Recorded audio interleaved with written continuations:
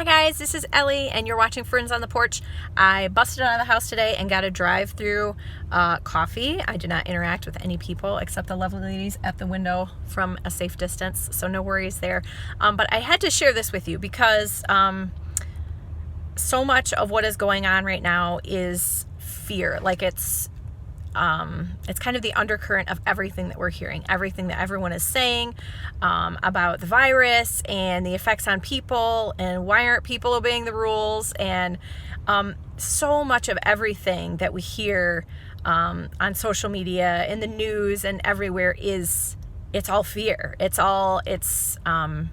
powered by fear. And so I just wanted to share kind of a word that the Lord laid on my heart today as I was doing my reading, kind of about discipline and the Sabbath. Now, discipline is something that we either practice on ourselves, self-discipline, or we have it kind of put on us forcefully. When I discipline my children, it's like, okay, you either take care of your things and do your homework and clean up after yourselves, or I am going to inflict some sort of discipline on you, right? So you either take care of it yourself or by yourself, or you have it put on you by someone in authority over you. And God works the same way.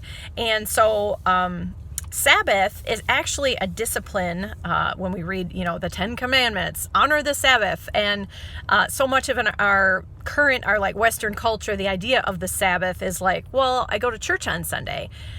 But that's not really the whole idea behind the Sabbath. And Jesus does so much teaching on the Sabbath, is the idea of rest and setting that aside for God. But it's really, He gave it as a gift for us because it's a quality discipline that's ultimately going to keep us mentally and physically healthy and happy and whole in every way.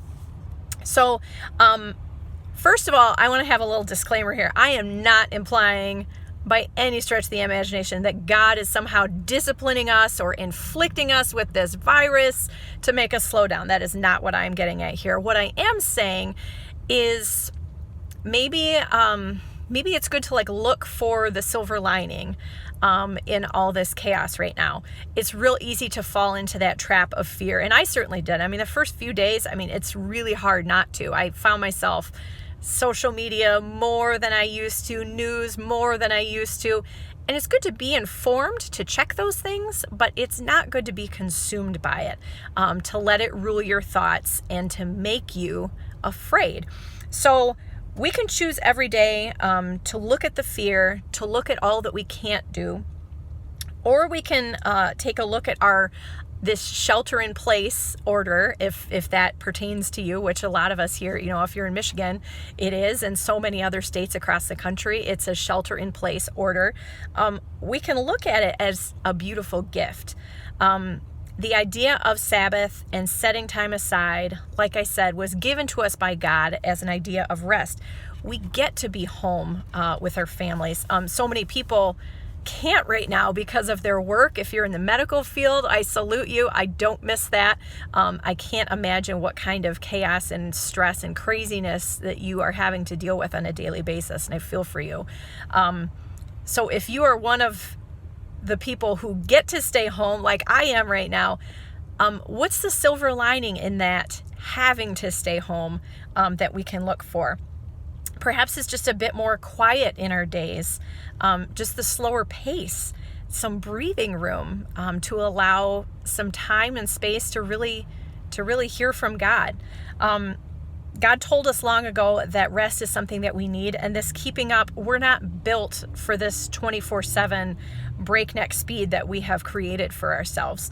So I would say, my kids, I homeschool anyway, so they're home with me, so that part hasn't changed. But there's so much that we can't do that we're normally, we homeschool, but we don't stay at home all the time. We're out, we're doing activities, we have friends, we have play dates, they have things that they like to do that they're missing out on right now. But that downtime, that space for boredom, is actually a really good thing. I've noticed my kids get just more creative, and they're playing together more and not separating themselves. So it's the same for us as adults, or if you don't have kids, like, I don't really care about your kids. I understand that.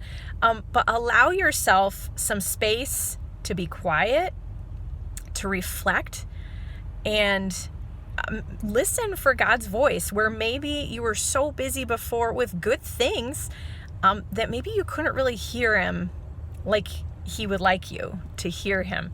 So hopefully that's helpful for you today.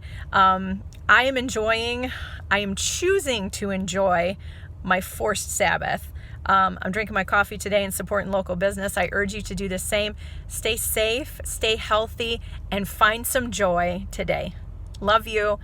Feel free to like, subscribe, and share with your friends. Thanks.